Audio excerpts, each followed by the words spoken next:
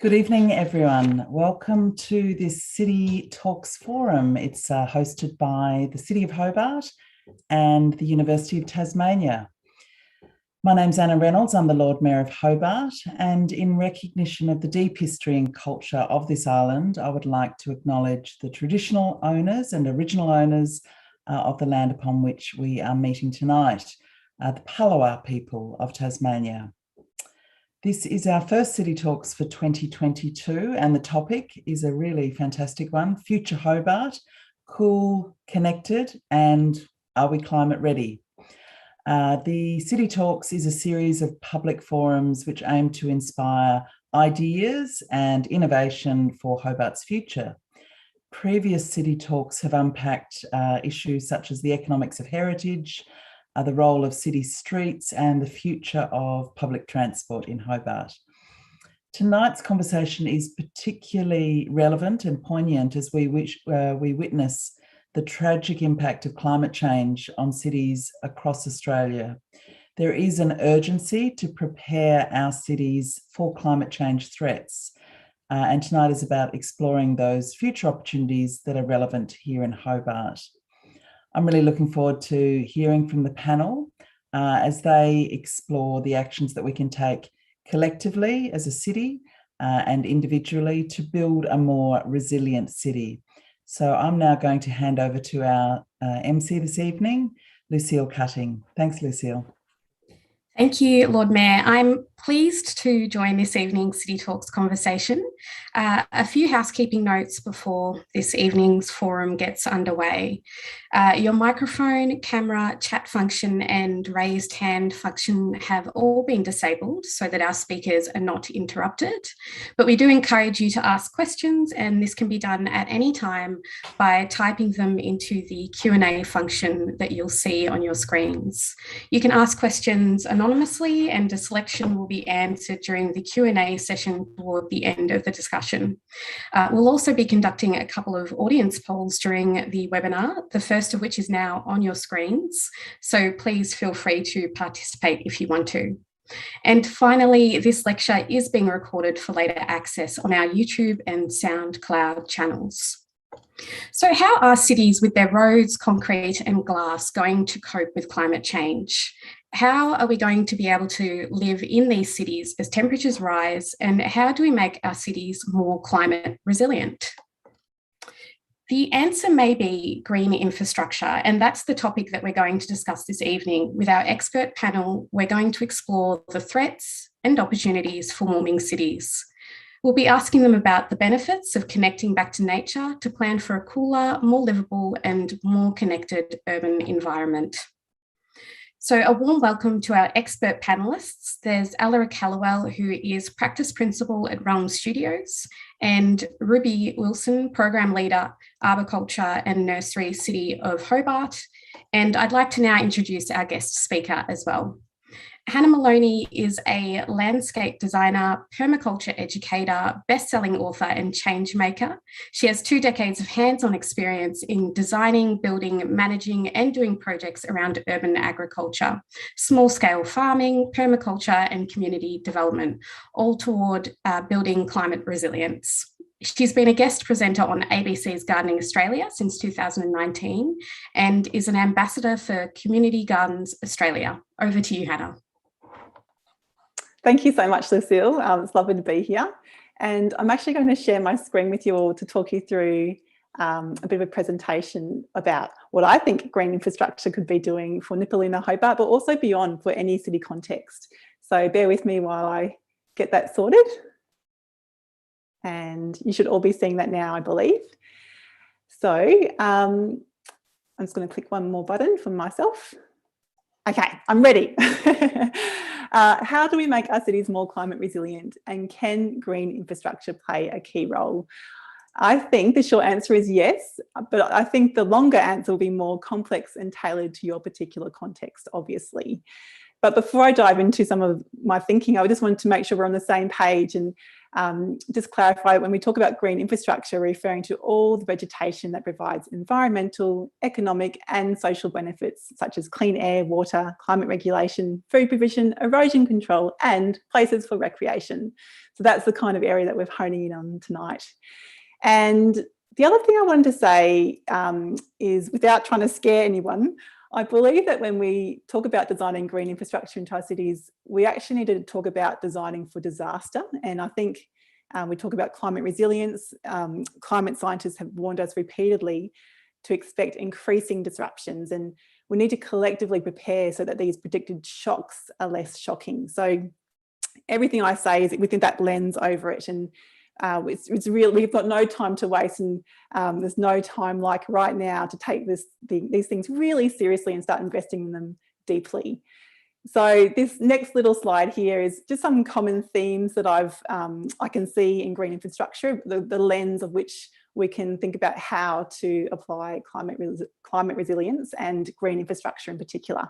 And I'll just do a whirlwind tour of this, but at the top there I've got landscape management. So even though we're talking about cities, most of our cities have green spaces, or all of them, and especially Nipaluna, Hobart, we've got amazing Kunani, Mount Wellington, which is incredible asset to our quality of life. There's also considerations there around managing bushland, especially for fire, which is one of our biggest risks here. And also for all cities, preserving fertile soils for food production and saving them from development, because once upon a time cities were founded on areas with good soil and good water, but over the centuries we've just slowly but surely covered that with concrete essentially. So what is left on what we can preserve, we need to, for important reasons of food production. And of course, preserving and or restoring tree coverage to moderate climate, and reducing and or eliminating pesticides which can accumulate in water, soil, with ramifications towards human and ecosystem health. Cruising around to biodiversity there. The first thing I put there is cityscapes are still landscapes. And I feel like somewhere in our psyche we've forgotten that. It's like, no, we're living on Earth here. And with that in mind, we really need to foster genetic, species and ecosystem diversity. And of course, a big part of that is preserving and or restoring a range of endemic vegetation to provide food and habitat accordingly. I'm going to take you over to water now. And so much work has been done with water-sensitive urban design about slowing, sinking and filtering water before it leaves our cities. And so that's so much work there you can look into, and more of that needs to be implemented more prolifically, I believe. And the other thing I put there is a little bit different, is having decentralized water systems and pumps to power them. And that's basically what you could call rain tanks. And that's inside people's private space and in public space as well. And again, with Nipaluna, Hobart in mind, I'm thinking about fire safety and how can we make sure everyone has access to drinking water, but also water to protect their properties if needed. Moving around, the next bit is food security and sovereignty. And that's really about local food production and distribution systems that foster healthy soils, healthy plants and healthy people. So that doesn't necessarily have to be inside the city, but very, very close to. And keeping in mind things like community and school gardens, urban farms can still happen very much inside city centres. And things like community supported agriculture and land share can play a key role in facilitating this vibrant food culture. And the final thing I've popped up there is a little bit different. It's called community, which isn't technically part of green infrastructure, but I'm putting it in there anyway. Because when we talk about climate resilient cities, we can't do that without people participation. And my colleague and friend, Dr. Millie Rooney, refers to community as essential infrastructure for the revolution. And when we're talking about the revolution, it's a non-violent one we need to have towards climate justice and safety. And it's really just acknowledging that we need strong connections, and with those strong connections we can provide each other with safety nets to hold us through these tough times, which we are being told to expect more of. And of course, a strong community, connected, cohesive communities can have more impact in demanding effective climate action from industry and politicians. And that's on all levels, and that's including asking for more green infrastructure to support stable environments. So collectivising is key there. Now I'm just going to work out how to change my slide, which I did, yay. So the next thing is green infrastructure just the responsibility of the government? I don't necessarily think it has to be. A lot of land is actually locked up in private ownership, and when we think about green infrastructure, it will be increasingly necessary to encourage people to do these elements of that in their own private homes to benefit the broader community as well. So where people do have green space, food systems, all those things inside their fence lines, like how can we make sure they happen and support people to do that, and to do that with the mindset that it can benefit the broader community. For example, here's a map of Nipaluna, Hobart.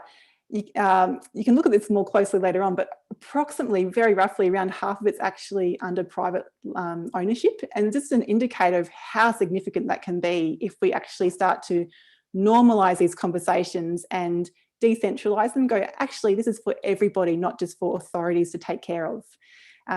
Again, another example is looking at my personal place in Nipaluna, Hobart. And this is a very unusual city block because we have 3/4 of an acre, less than 3 kilometres from the city centre. But we've applied those same themes of landscape management, biodiversity, water, food security, and community to our own property. And variations of this can be possible in any town and city, usually much smaller. Because the main thing here is, while it's essential that we have authorities to drive infrastructure implementation, we still need to have resilient homes to have resilient cities. And so that's a really key thing that I want to make sure we reinforce throughout the conversation. Because when it comes down to integrating green infrastructure into our cities can help integrate us back into our landscape and can contribute to creating a stable environment. It can create a more connected new normal. And when I say that, I mean connected to the landscape, connected to the elements, and ultimately connected to one another. Yeah, okay, that's my whirlwind tour. So I'll stop sharing the screen now and come back to Lucille, I believe. Yeah, thank you, Hannah. That was really interesting, and interesting to hear about your points about resilient homes. I was looking through your book just the other day and looking at how you'd wrapped up your water heater up in to keep the heat in. I thought, I need to do that. I need to go outside and do that as soon as possible. Yeah. Now, I'd like to invite our panel to now join as we delve into some of these issues and how they might pertain to us in Hobart. So I can see our panelists there. Thank you for joining us. I'll start with a question for Ruby. Now, urban trees can help mitigate the impacts of our city's projected temperature changes. There's been a focus on increasing tree canopy cover throughout cities. Ruby, can you detail the challenges and opportunities of expanding our canopy cover and urban vegetation? Yes, yeah, thanks, Lucille, and thanks, Hannah. That really set us up, I think, for a really good discussion. And what I really liked was what you said there about designing for disaster. And it is a bit scary when you think about that. But I think one of the things that is really relevant in my work, and just as a brief introduction, so I work at the City of Hobart and I manage the city's trees. So my job here is really to implement the street tree strategy, which was endorsed by Council in 2017. And one of the key aims for that is to increase the city's canopy cover to 40% by 2046. So we're only at about 16 or 17% canopy cover in our urban areas. So we've got a lot of growth that we need to do in that space. And that's a challenge. And getting back to the challenges, I guess, climate change is obviously a challenge for trees, because when I plant a tree, I'm hoping that it'll be there in 100 years.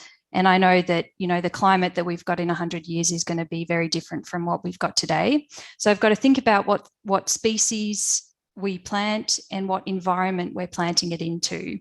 But it's not just climate change. There are many other challenges in cities. So some key ones being the contested space in our cities. So in our public realm, we've got cars, we've got parking, we've got cyclists, we've got scooters, we've got pedestrians, and we also have, if you look up, you've got power lines, you've got awnings, you've got street lights.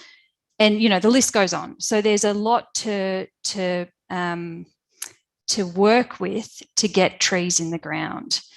So that's a real challenge. Another one is of course, if you're looking into the private realm, is densification. So Hannah, you're very unusual in having 3/4 of an acre, but the typical 1/4 acre block is not typical anymore. People are building infilling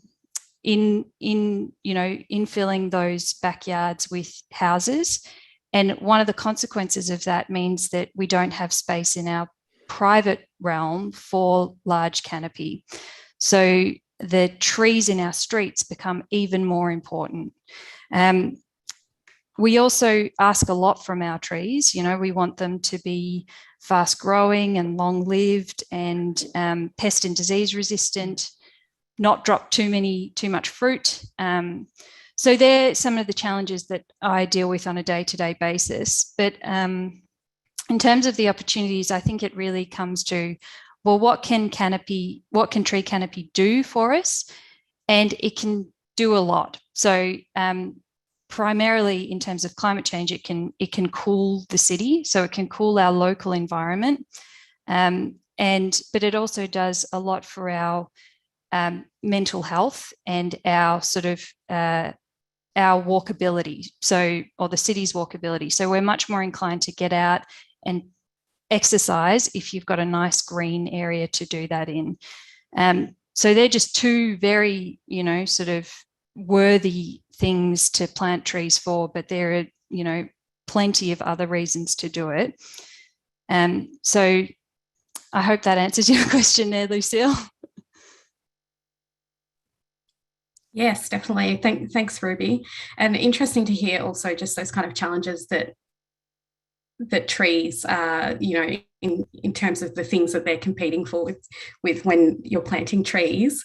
For Alaric, you worked with the City of Melbourne and you're familiar with their greening strategy.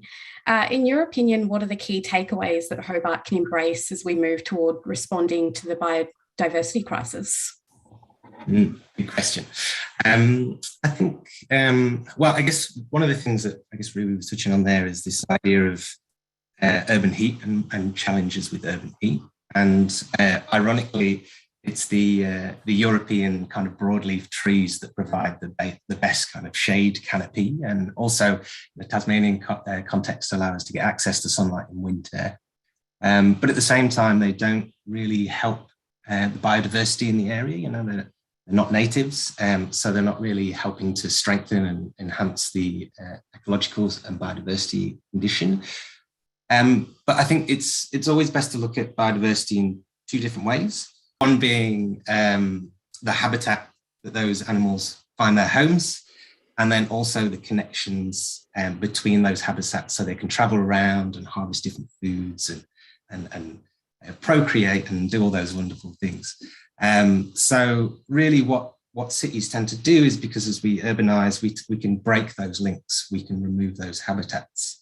Unfortunately, that's the way that we've traditionally looked at it. But I think there's two key things. Streets are incredible connectors, again, reinforcing their importance. Native trees along streets can create incredible habitat connections with understory planting underneath them as well, of native species. And then we can look and focus and really enhance and protect these incredible areas of habitat that we have within our cities. So I think a really good example in a Hobart context is Domain Headlands. It's got some incredible remnant vegetation up there, but it's entirely islandized now. It's in this island, disconnected from other habitat areas. So one of the proposals was that the university put on the table, which I thought was quite interesting, was connecting from Domain Headlands up to the west of Hobart, up to Kunyani, and connecting and creating a biodiversity link along Melville Street, which was quite interesting. And so, there's really easy ways that we can start to layer biodiversity into the city and coexist with it. It's not a challenging thing. One of the great cities that's doing that at the moment is Singapore. They're covering the whole city in greening. I think it's all very localized though at the same time. One of the things that the City of Melbourne is doing at the moment is increasing their canopy cover to 40%, one thing. But then within those exotic trees that they might be putting in, they're actually experimenting by putting native mistletoes into the trees to try and encourage that biodiversity overlay into that as well, which is pretty amazing little research that's going on there. And another project that we've been working on recently is the 5 million trees incentive that the New South Wales government's looking at the moment. And they're aiming to plant 5 million trees by 2030. So that's quite an impressive target to be establishing. But they've recognised, that they're doing that for multiple reasons. Obviously, one of those is connecting and restoring the habitat that was lost in the fires and creating habitat and connections for koala, particularly. There's a real focus on koala habitat up in that part of the world. Yes, but I think there's so many other things that need to happen. There needs to be data collection around all of these things, really watching and recording. There's so much smart technology now that can be built into that, improving legislation so that it kind of there's a top-down approach as well as a bottom-up. And I think we've touched on the bottom-up, but there's also this top-down. The legislation needs to come in. There needs to be responsibility on developers to deliver biodiversity and also tree canopy as well. But yes, a vast amount of it will come down to the average person just putting a tree in their back garden. The things with that 5 million trees project that I mentioned is they're actually gifting a tree to every resident in particular areas where the tree canopy is really low. But yeah, that's touching on a variety of things, but yeah, that helps. Thank you, Alaric. An interesting question has come in, which I think would be a good one for both Alaric and for Ruby, just about local councils, saying in our local council area in Melbourne, some newly planted street trees have been poisoned or broken. The council replanted and put up a sign saying that this is a tree that has needed to be replanted. Please contact us if you see anyone damaging it. This is your taxpayers' money. Is this a common challenge for councils? Unfortunately, yes. It's one of those things where I don't like talking about tree vandalism because I don't want to encourage it. But it does happen. And when it does, we certainly put up signs on trees. We go around and door knock and see whether anyone has seen anything. And we also send letters to make sure that people have the opportunity to let us know if they've seen someone vandalise a tree. And there are fines. So there are significant fines if you do damage it, if you do vandalise a tree, and you get caught, then there is a financial penalty there. But it's a real shame because we manage these trees for the whole community, and one person takes it on themselves to poison or try and chop down a tree for their own reasons. So it's really sad to see. I think to add to that, a really important aspect is education. And a lot of people really don't understand the value that trees bring to their situation. A tree outside your house increases the value of your home. It provides you more efficient on your bills with the shade that it can provide. So a lot of it's about education. Again, this was a project in Sydney we worked on, but the council, it was Campbelltown Council, have been trying to plant trees along this street, and they've done it 3 or 4 times. But each time, members of the community come down and snapped them down and broken them down.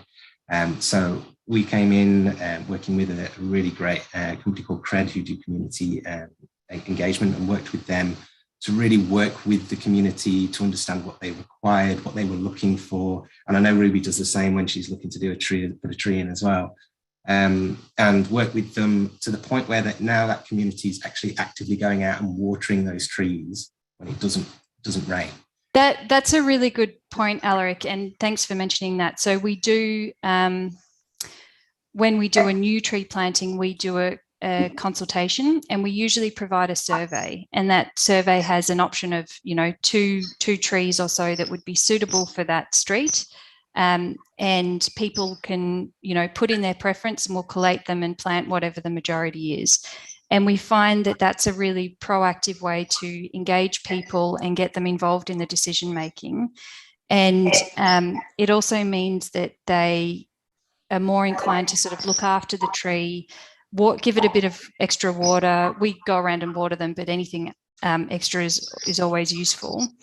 And also, you know, sort of enjoy it and enjoy their space in their community. And I think that gets back to what you were talking about earlier, Hannah, is it's not just about the planting a tree in the ground, it's about creating the community around that. Yeah.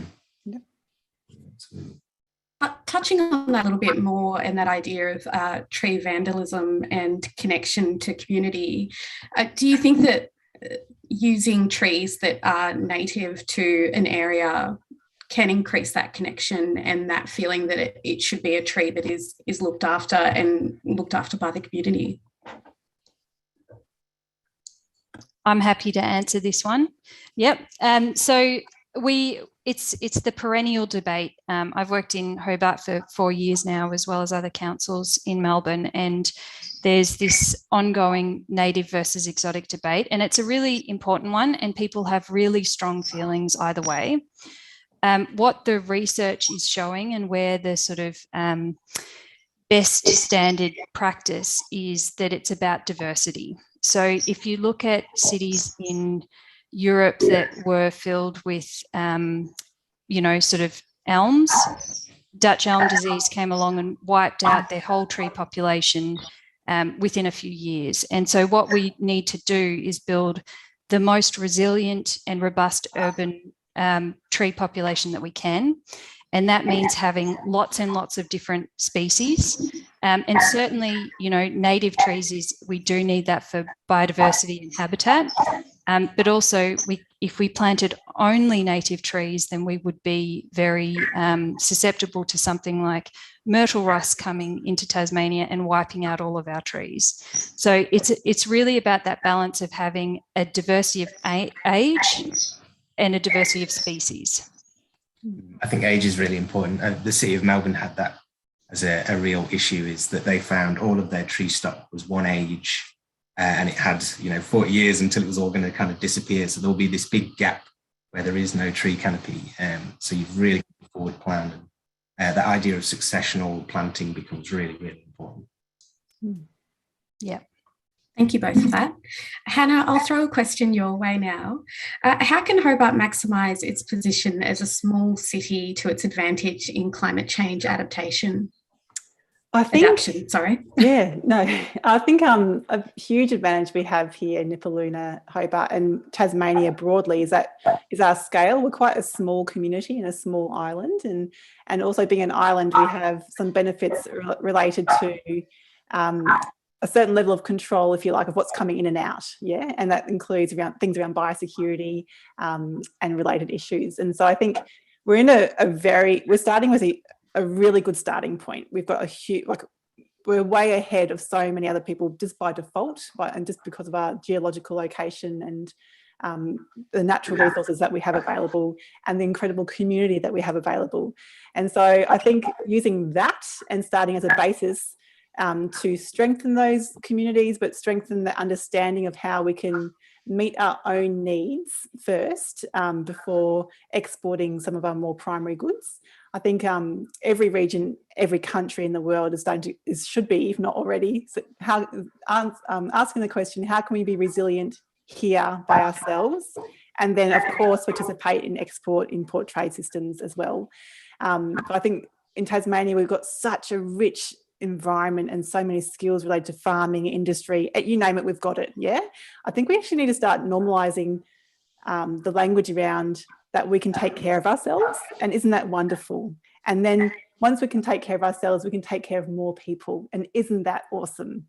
And the other layer I'd like to add to that is with climate change really starting to accelerate in this decade in particular, we need to expect more people to move here, and we're already seeing it, but we need to understand that will happen, and how will we respond in a really warm and welcoming and safe and sensible way. We can't just go, okay, no one can come here, we've got it's sorted for us.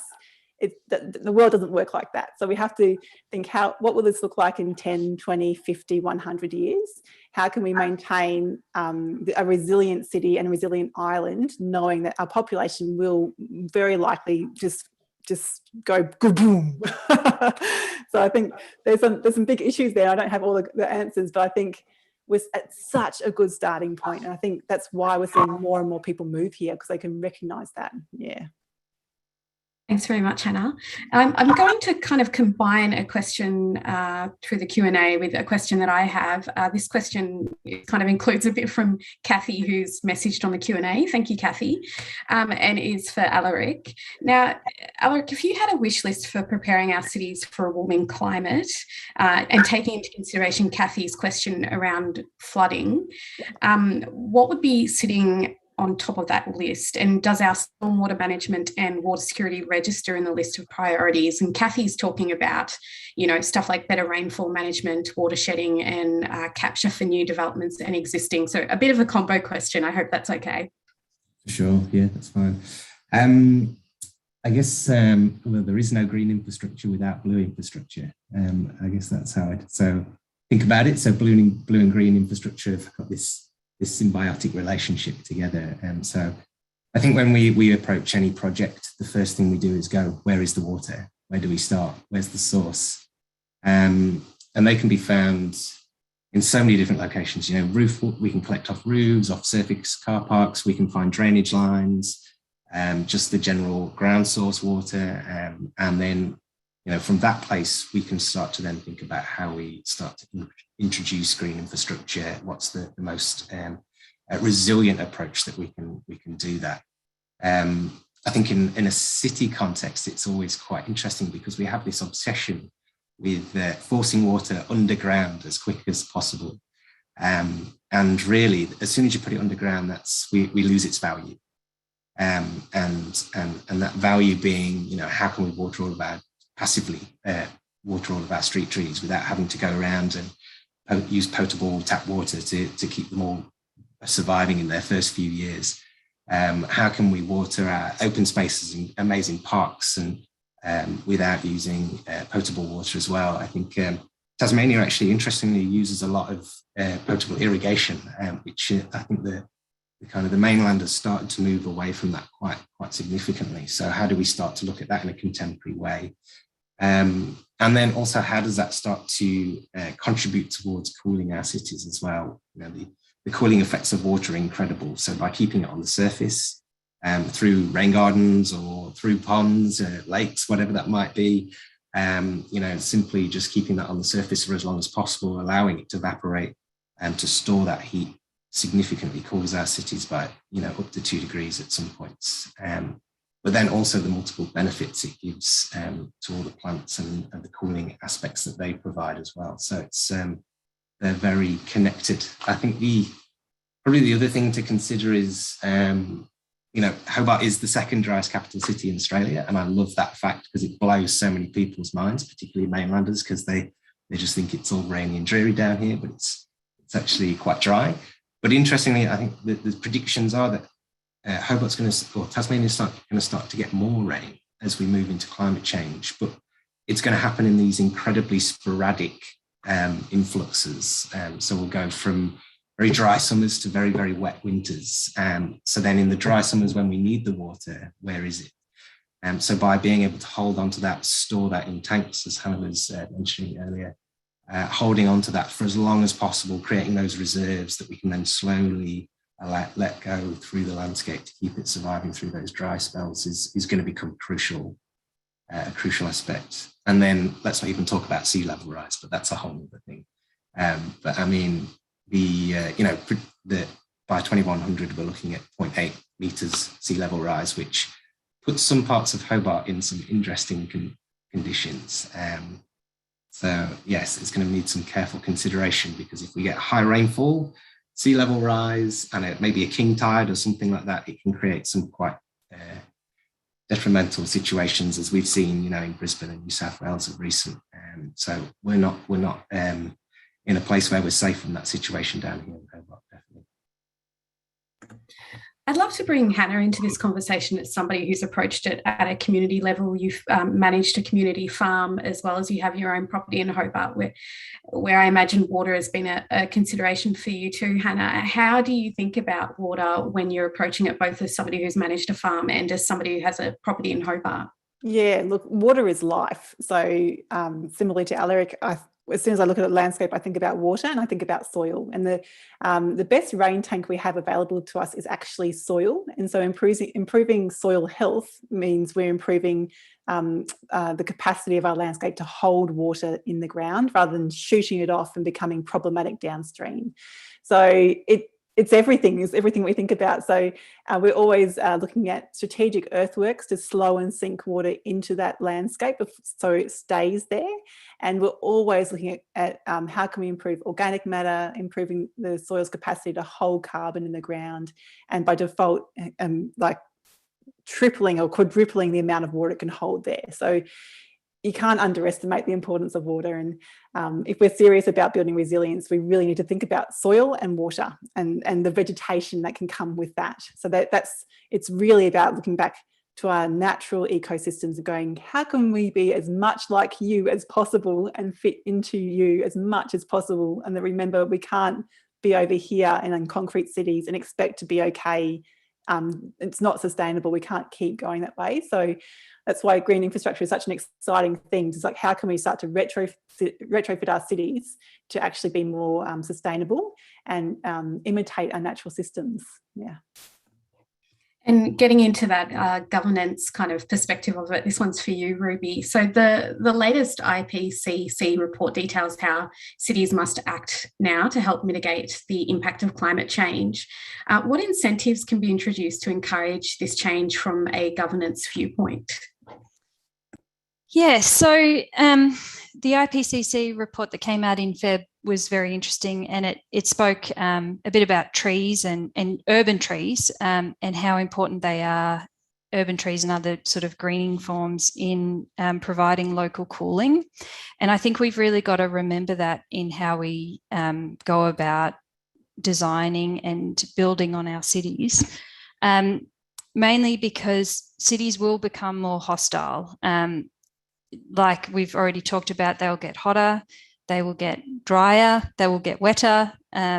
So we've got to think about what we can do to make them livable for our residents going forward. So I think, I guess in the past, people have thought about trees and urban trees as oh, well, they take up carbon and so they can help mitigate climate change. Whereas I don't think that's actually a large impact. What trees do have a significant impact in is the livability of cities, and that's really important and has to be dealt with, I think, in sort of three sections.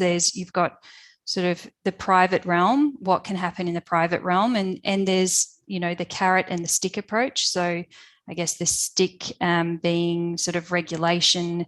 How do you get developers to plant trees? How do you get trees to be retained and protected with development? And we've got a few mechanisms like that in our planning scheme. There's the carrot, which is, you know, how do you get people to want to keep trees or to plant trees? And I think we can do a lot in this space. So some other cities around the world have thought about rate rebates for, you know, if you've got a large tree that's contributing to the streetscape and, you know, maybe you get a discount on your rates, or you get support for planting, you know, community groups giving support to community groups for planting on private land, or supplying trees, like you spoke about earlier, Alaric, as well. And I think a big part of that is communicating the benefits of trees, and that's, you know, economic benefits, social benefits, and environmental benefits. So economically, yeah, they do increase your property value. If you've got a large tree on your property, it does attract a higher price. So in terms of what we can do in the public space, I think it's about that planning, that strategic planning for trees. And it's not just putting a tree in the ground. It's like Hannah said, it's how do you get the best out of your soil and your water so that you can allow that tree to grow into something that's not, a bonsai that doesn't reach its potential. So we've got to think about how do we engineer our spaces to be more natural. And that sounds like a bit of a contradiction, but in a highly engineered city, we've got to retrofit native soil back in there somehow. And part of that is water. So water sensitive urban design, you mentioned earlier, Hannah, and also, sort of looking at ways that you can get soil that's not compacted, that has nutrients cycling through it, that can get water into it, so that you can grow large canopy trees. And we also have to really look at the diversity of trees that we're planting and whether they're suitable for the future climate. So like Melbourne, for example, has the largest population of elms in the world. And that's because of Dutch elm disease has wiped them out in Europe and America. So the city of Melbourne has the best population, or the biggest population of elms, which is pretty amazing, but they're not suitable for that climate going forward. I look at some of the trees that we've got planted, like birch trees on the Brooker. And when I moved down here a few years ago, I went, oh my God, there are birch trees growing in the city. Like it was something that was very surprising coming from a hotter and a drier climate. And we're just not going to be able to keep that same palette of species. We're going to have to look at new species that we're going to plant that are more suited to different environments. So we've got to look at that now. And we're looking to do some tree species trials with some different groups around Australia to look at the best trees that for the future climate. So that's really exciting. And I think the other element is that public-private interface. So when you're looking at things like, say, Mac Point, these larger scale developments that are really city shaping, we need to build the green infrastructure in those upfront, so that it's not something that's sort of tacked on at the end. Oh yeah, let's see where we can plant some trees. Should we have a green roof? It should be designed for and thought about right at the start, so you get the best outcomes at the end. When you're building in a city, there's a new development going up, and I imagine a lot of people want to utilise the space in a way that it makes the most for human use. How do you encourage developers to actually consider including green spaces? What are you saying to them, Alaric, that makes them think, yes, green infrastructure is something that I need to consider? It's hard to tell developers to do things sometimes. I guess, let's be frank about it. Developers quite often are looking to make money. That's their main ambition, is take the land, put it into a profitable position for them, and then go. That's not all. There are some good ones. I should mention them. But yeah, I think it's so you have to make them see the value, and for them to understand the value, and also how that's going to assist them with their processes moving forward. So, if we suggest building in green infrastructure into their development, and we're going to do that really effectively, it's going to create this amount of value. That's going to help you get it through your council processes. It's going to allow the community to accept it more and see that as a benefit to their neighbourhood and to their community. But then also it's going to increase the value of what you're developing. As Ruby was just pointing out, large trees outside your house, along your street, will always be the areas where the house prices are the highest, and where people can get the highest prices. And a lot of developers are really starting to see that, and seeing that extra value that is added by that. A lot of it does come down to the controls, planning controls that the council enforce, and ensuring that they're meeting those minimum standards, but getting developers to push past that and deliver maximum standards is that's the challenge. But yes, they can often see that with a nice drawing. Thanks, Alaric. And before I get to a few more of the Q&A questions, I just wanted to sneak in another question for you, Alaric. As we plan for our future, how important is it to focus on our connection to country and include our First Nations people in our future solutions?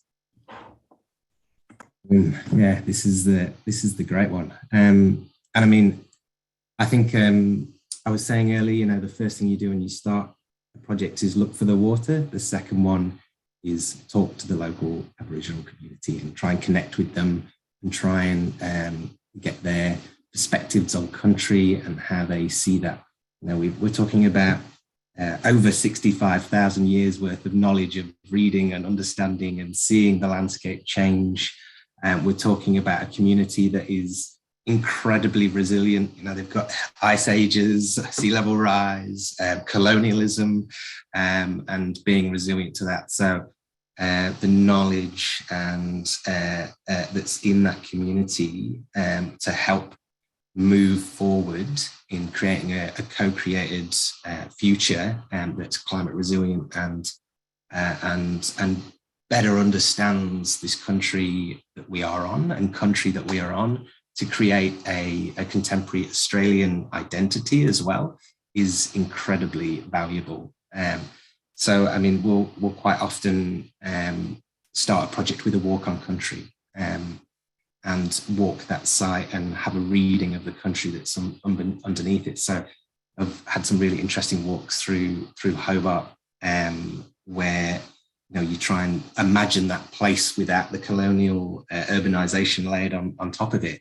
And as soon as you start to understand that, you then start to understand how you can heal it and how you can start to then integrate human and natural systems into this coexistence. I think there's no better human civilization than Australia's First Peoples to understand how to create harmony between human and natural systems.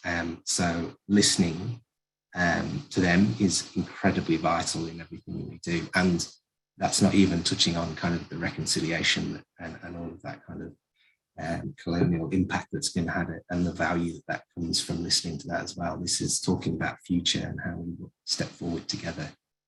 So yeah, I'd say incredibly vital. Thank you, Alaric. I'll get into the questions that are coming through the Q&A. So definitely, if you have a question and you've been thinking about it, now is time to type it. A question that has come in for Hannah, but I think it's for everybody, if anyone can answer it. They say, Hannah, you identified the importance of private land in our urban landscapes. Can you or any of the other panellists comment on initiatives to foster and support the development of green infrastructure on private land?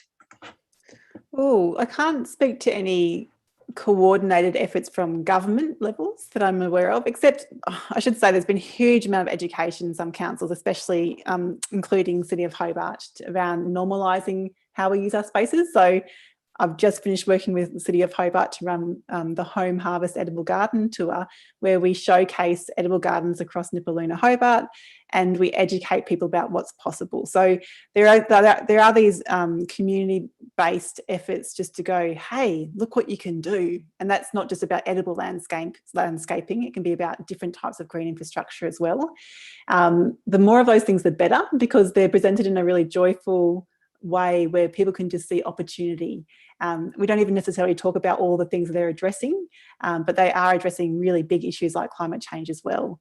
And I am aware of councils across Australia and the world where they talk about rain tanks, they talk about a tree coverage, they talk about soil health, talk about home composting, all these things to cycle nutrients and to work with the landscapes appropriately. So there are those things there. The more I talk, the more I realise there's so many out there.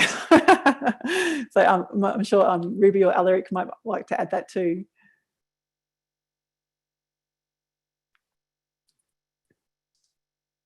Good. Go for it, Ruby. Go on. Well, I was just, I mean, I think there's a lot that councils can do in supporting and encouraging people to use their private spaces better. And really it's that education piece, like how, you know, what's the best tree for my land, and how do I look after it? And certainly there's a lot of knowledge in the industry. If you're looking to plant a tree in your property, I'd say go to your local nursery and have a chat with them, because there's a huge amount of horticultural knowledge, and you can really get that sort of, you know, one-on-one. Well, I want shade, or I want fruit, or I want something deciduous or something evergreen. So that's really important. But I think certainly councils reaching out and doing programs like looking at giving trees away. Certainly our bush care group, we do an annual tree giveaway, and we, you know, tree planting events, and things like community groups, like friends of groups, really helps build that knowledge and that capacity within the community to then take that home onto their own land. And I think that's a really positive thing that councils can do.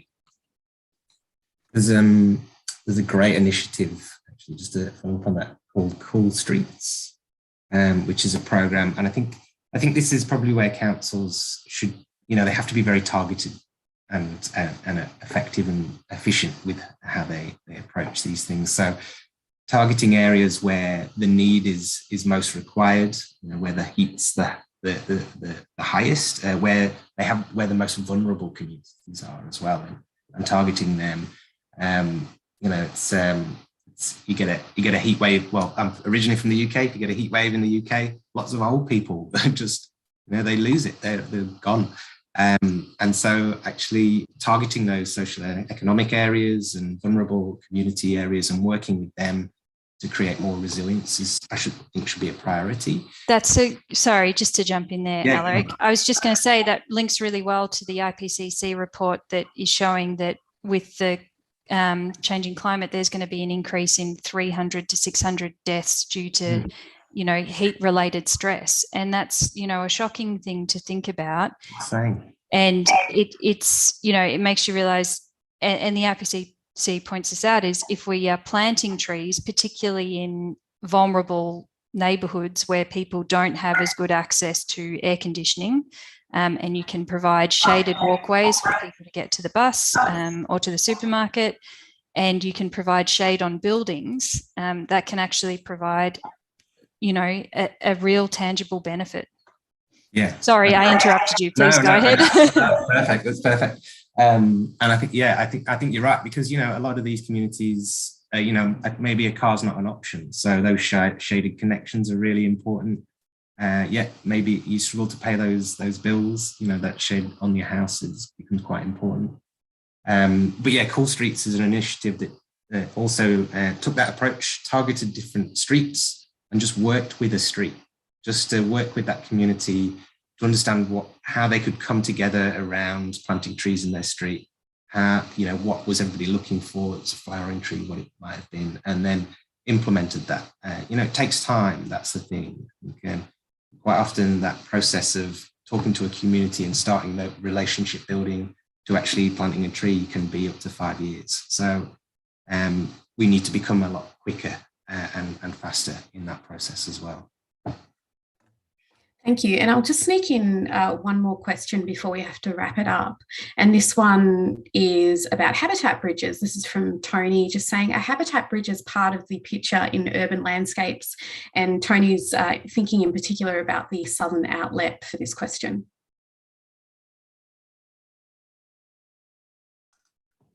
All about the habitat bridge. Bring on the habitat bridges.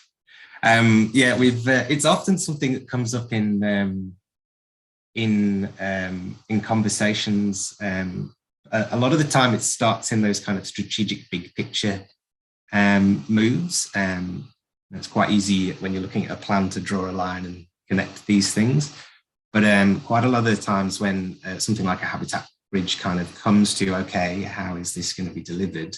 They're exceptionally expensive. Really expensive.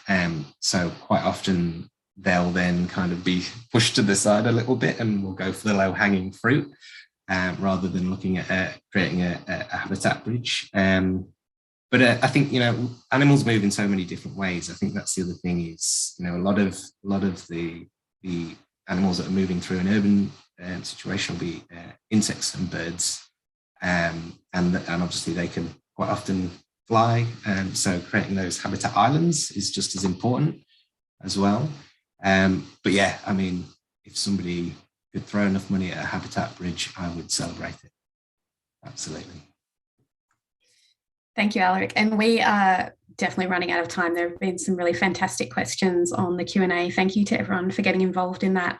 I feel a little bit sad that we can't answer more of them. I'm sure you will all join me in thanking our special guest, Hannah Maloney, as well as our panellists, Alaric, Hellawell and Ruby Wilson. And this evening's talk will be available soon as a video and podcast via the university's Island of Ideas website, which is now on your screens. The entire City Talks series is also available via this site, and I'd strongly recommend and encourage you to catch up with these excellent talks. There's some really interesting topics covered alongside this one. So thank you very much for taking part in this event, and good evening. Thank you, panellists. Thanks for having me. Thank you so much. Thank you.